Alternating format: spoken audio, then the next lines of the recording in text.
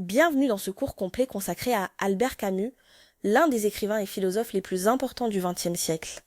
Prix Nobel de littérature en 1957, romancier, essayiste, dramaturge et journaliste, Camus a laissé une œuvre d'une richesse et d'une cohérence extraordinaires. Auteur de L'étranger, de la peste et du mythe de Sisyphe, il a inventé la philosophie de l'absurde et défendu toute sa vie. La révolte contre l'injustice, la solidarité humaine et la beauté du monde. Mort à seulement 46 ans dans un accident de voiture, il reste aujourd'hui l'un des auteurs français les plus lus dans le monde entier. Dans ce cours, nous allons tout explorer, sa vie, son œuvre, sa philosophie et son héritage. Albert Camus naît le 7 novembre 1913 à Mondovi, en Algérie, alors territoire français. Son père, Lucien Camus, ouvrier agricole d'origine alsacienne, meurt à la bataille de la Marne en octobre 1914. Albert a 1 an. Sa mère, Catherine Hélène Sintès, d'origine espagnole, est quasi illettrée et sourde. Elle élève ses 2 filles dans la misère absolue à Bellecour, quartier populaire d'Alger. Chez sa propre mère, une femme autoritaire, Camus grandit dans la pauvreté, dans un appartement sans eau courante ni électricité. Son instituteur, Louis Germain, voyant son intelligence exceptionnelle, le prépare au concours des bourses et convainc la famille de le laisser continuer ses études. Camus lui dédiera son discours Nobel en 1957, un geste d'une fidélité bouleversante. L'Algérie est au cœur de l'identité de Camus. C'est là que se forgent ses valeurs profondes. Adolescent brillant, il est admis au lycée Bugeaud d'Alger grâce à sa bourse. Il y rencontre Jean Grenier, son professeur de philosophie, qui devient son mentor et l'initie à la pensée philosophique et littéraire. Camus découvre la mer, le soleil, le football. Il joue gardien de but au Racing universitaire d'Alger. En 1930, à 17 ans, il est frappé par la tuberculose. Cette maladie mortelle à l'époque l'oblige à ralentir, à regarder la mort en face, et forge en lui une conscience aiguë de la fragilité et de la beauté de la vie. L'Algérie lui offre la lumière, la mer, les corps, une sensualité méditerranéenne qui imprègne toute son œuvre et s'oppose au nihilisme européen. Malgré sa tuberculose, Camus entre à l'université d'Alger et prépare une thèse de philosophie sur les relations entre le néoplatonisme grec et la pensée chrétienne de saint Augustin. Il lit avidement Nietzsche, Dostoïevski, Kafka, Guidé, Malraux. En 1934, il adhère brièvement au Parti communiste, qu'il quitte dès 1935, en refusant de sacrifier les Algériens musulmans aux intérêts de Moscou. Il fonde en 1935 le Théâtre du Travail, collectif artistique engagé, puis le Théâtre de l'Équipe où il joue, met en scène et adapte des œuvres. Il adapte notamment Dostoïevski et Malraux pour la scène. Son premier recueil, L'envers et l'endroit, paraît en 1937. Des essais lyriques sur la pauvreté, la vieillesse et la lumière algérienne. C'est déjà tout Camus, l'ombre et la lumière, la misère et la beauté. La philosophie de l'absurde est la contribution majeure de Camus à la pensée du XXe siècle. L'absurde naît de la confrontation entre 2 éléments. D'un côté, le désir humain de clarté, de sens et d'unité. De l'autre, le silence déraisonnable du monde qui ne répond pas à ce désir. Ce n'est ni dans l'homme ni dans le monde que réside l'absurde, mais dans leur confrontation, dans l'écart entre eux. Face à l'absurde, Camus identifie 3 réponses possibles. La première est le suicide physique, supprimer celui qui ressent l'absurde. La seconde est le suicide philosophique, le saut dans la foi ou une idéologie totalitaire. La troisième, celle que défend Camus, est la révolte, maintenir l'absurde, le regarder en face et continuer à vivre avec lucidité, passion et liberté. Le mythe de Sisyphe, publié en 1942, est l'essai fondateur de la philosophie de l'absurde. Camus part de la question qu'il juge la seule vraiment sérieuse. Pourquoi ne pas se suicider si la vie n'a pas de sens ? Il répond, précisément parce que la vie n'a pas de sens donné, nous pouvons lui en créer un par notre révolte et notre liberté. Le mythe de Sisyphe illustre cette thèse. Sisyphe est condamné par les dieux à rouler éternellement un rocher jusqu'au sommet d'une montagne, lequel redescend aussitôt. Camus conclut, il faut imaginer Sisyphe heureux, non par résignation, mais parce qu'il est le maître de son destin, parce qu'il fait de sa peine sa victoire, parce que la lutte elle-même suffit à remplir un cœur d'homme. L'étranger, publié en 1942 simultanément au mythe de Sisyphe, est le roman de l'absurde.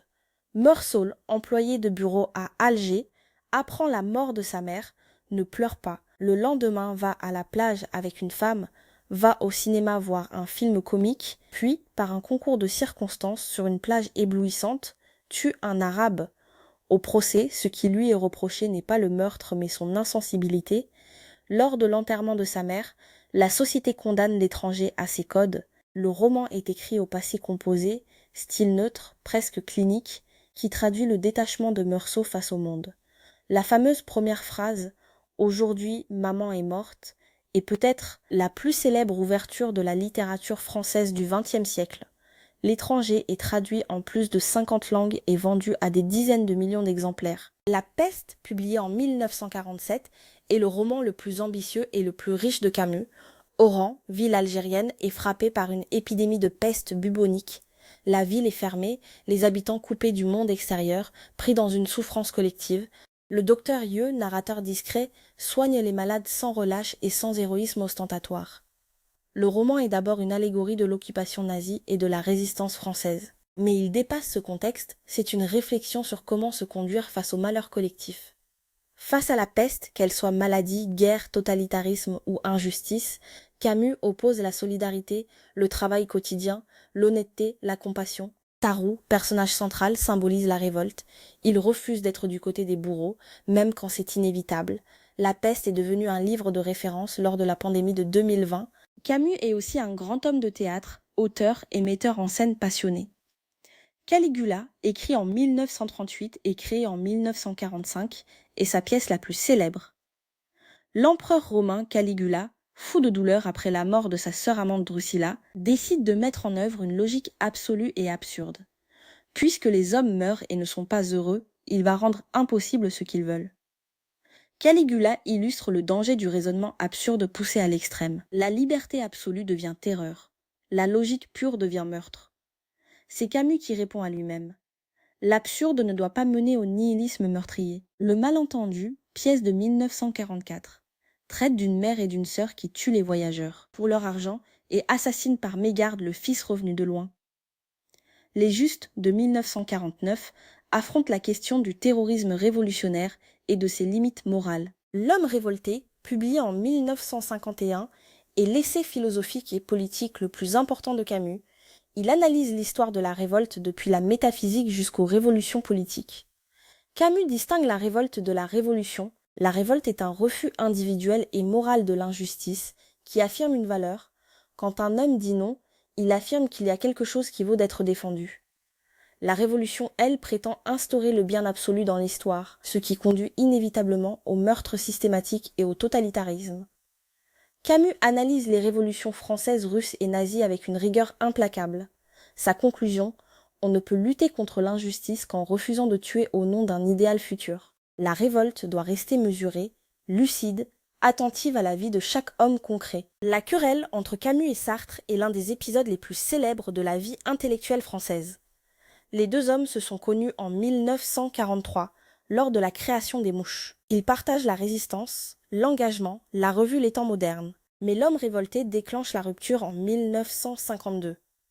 Francis Janson publie dans Les Temps modernes une critique virulente de l'essai de Camus, accusant celui-ci d'être un anti-révolutionnaire qui trahit les opprimés. Camus répond avec hauteur à Sartre directement, sans nommer Janson. Sartre contre-attaque durement, il reproche à Camus un moralisme bourgeois, une philosophie de belle âme qui refuse de se salir les mains. Camus accuse Sartre de justifier intellectuellement les crimes du stalinisme. La rupture est totale et définitive. Elle symbolise une fracture profonde entre une gauche stalinienne et un humanisme antitotalitaire. L'engagement politique de Camus est complexe, courageux et souvent incompris. Pendant l'occupation, il dirige le journal clandestin Combat, Voix de la résistance. Après la libération, il appelle à la purge des collaborateurs, puis revient sur ses positions quand il voit les excès de l'épuration. Il dénonce très tôt le stalinisme et les camps soviétiques quand la gauche française se tait. Sur l'Algérie, sa position est douloureuse et incomprise des deux côtés. Camus refuse le colonialisme et l'injustice faite aux Algériens musulmans. Mais il refuse aussi le terrorisme du FLN et la violence aveugle sur les civils. En 1956, il propose une trêve civile à Alger pour épargner les populations innocentes. Sa phrase souvent mal citée sur la justice et sa mère signifie « Si un terrorisme aveugle menaçait sa mère, il défendrait sa mère avant la justice abstraite ». Ce n'est pas une trahison de la justice mais un refus du meurtre des innocents. En octobre 1957, Albert Camus reçoit le prix Nobel de littérature. Il a 44 ans, il est le deuxième plus jeune lauréat de l'histoire. L'Académie suédoise salue son œuvre qui met en lumière les problèmes, qui se posent à la conscience humaine de notre temps. Camus est à la fois ému, heureux et troublé par ce prix. Dans son discours de Stockholm, il développe une vision exigeante de l'écrivain.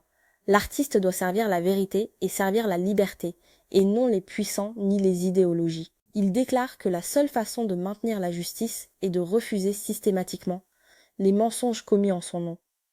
Avant de monter sur le podium, il envoie une lettre à Louis Germain, son instituteur de Bellecour. Geste symbolique qui dit tout de sa fidélité aux origines et à la reconnaissance. Le discours Nobel de Camus reste l'un des plus beaux et des plus profonds jamais prononcés. Le style littéraire de Camus est d'une clarté et d'une beauté immédiatement reconnaissables. Il hérite de la tradition classique française, phrases courtes, vocabulaire précis, clarté lumineuse, mais il y ajoute une sensualité méditerranéenne unique. La chaleur du soleil, la mer scintillante, les corps bronzés, les nuits parfumées d'Alger. Ses romans alternent passages secs et cliniques avec des éclats lyriques d'une grande beauté. Camus lui-même distinguait dans son œuvre 2 cycles, le cycle de l'absurde, l'étranger, le mythe de Sisyphe, Caligula, le cycle de la révolte, la peste, l'homme révolté, les justes. Il travaillait à un 3e cycle, celui de l'amour ou de la mesure, dont le fragment autobiographique Le premier homme, retrouvé dans L'Accident, donne une idée bouleversante. Camus est l'un des rares écrivains à avoir atteint à la fois le grand public et les philosophes. La Chute, publiée en 1956, est l'œuvre la plus complexe et la plus personnelle de Camus. Jean-Baptiste Clamence, ancien avocat parisien brillant et généreux en apparence, se confie à un inconnu dans un bar d'Amsterdam. Il révèle progressivement avoir laissé se noyer une jeune femme sans intervenir et avoir vécu depuis dans le mensonge et la culpabilité. La Chute est un monologue vertigineux sur la mauvaise foi, le jugement, la culpabilité universelle et la difficulté de vivre selon ses convictions. Certains y voient une réponse à Sartre et aux attaques reçues après L'homme révolté. L'exil et le royaume, recueil de nouvelles paru la même année, explore des personnages en rupture avec leur monde, l'artiste en panne, le colon qui perd pied, l'ingénieur étranger en Afrique. Ces œuvres montrent un Camus plus sombre, plus intérieur, en pleine évolution. Le premier homme est le manuscrit inachevé retrouvé dans la sacoche de Camus lors de l'accident de voiture du 4 janvier 1960 qui lui coûta la vie. Publié en 1994 par sa fille Catherine, il révèle la dimension autobiographique de son œuvre. C'est le roman de l'enfance en Algérie, de la pauvreté, de la mère silencieuse et de l'instituteur. Camus y revient aux sources de tout, la misère lumineuse de Bellecour, l'enfant qui court pieds nus sur la plage, la grand-mère sévère, les copains de quartier. Jacques Corméry, alter ego de Camus, cherche les traces de son père mort à la guerre, un homme qu'il n'a jamais connu et qui avait moins d'années que lui. Le premier homme est d'une beauté et d'une émotion rare. Beaucoup de critiques estiment que c'est peut-être son chef-d'œuvre absolu, une œuvre qui réconcilie toutes les contradictions de sa vie et de sa pensée. Le 4 janvier 1960, Albert Camus meurt à 46 ans, dans un accident de voiture sur la route nationale 7, près de Villeblevin dans l'Yonne. La voiture de son ami et éditeur Michel Gallimard sort de la route et percute 2 platanes. Dans sa sacoche, on retrouvera le manuscrit du premier homme et un billet de train inutilisé. Camus avait prévu de rentrer à Paris en train, Gallimard l'avait convaincu de monter en voiture. La France est sous le choc. Sartre lui-même écrit un hommage touchant. L'héritage de Camus est immense. Ses œuvres sont traduites dans le monde entier, lues dans les lycées de Tokyo à Rio de Janeiro. Il reste l'auteur français le plus traduit dans le monde, avec Jules Verne. En 2009, Nicolas Sarkozy proposa de transférer ses cendres au Panthéon. Catherine Camus, sa fille, s'y opposa. Camus repose à Lourmarin, en Provence, village qu'il aimait profondément. Albert Camus reste une voix indispensable du XXe siècle et du monde contemporain. Son œuvre nous offre des outils pour penser les grandes questions de notre temps. Comment vivre dans un monde sans sens imposé ? Comment lutter contre l'injustice sans devenir soi-même injuste ? Comment rester humain face à la barbarie collective ? Comment aimer la vie malgré sa finitude et sa cruauté ? Ces réponses ne sont pas des certitudes mais des postures. La révolte, la lucidité, la solidarité, la mesure, l'amour du monde sensible. Camus nous dit « Il n'y a pas de lendemain qui chante. Il y a aujourd'hui, il y a les hommes concrets, la mer, le soleil et ce qu'on peut faire maintenant. » Face au totalitarisme du XXIe siècle, face aux crises collectives, face au nihilisme et au désespoir, Camus répond. Il faut imaginer Sisyphe heureux et continuer, toujours à se révolter pour la vie.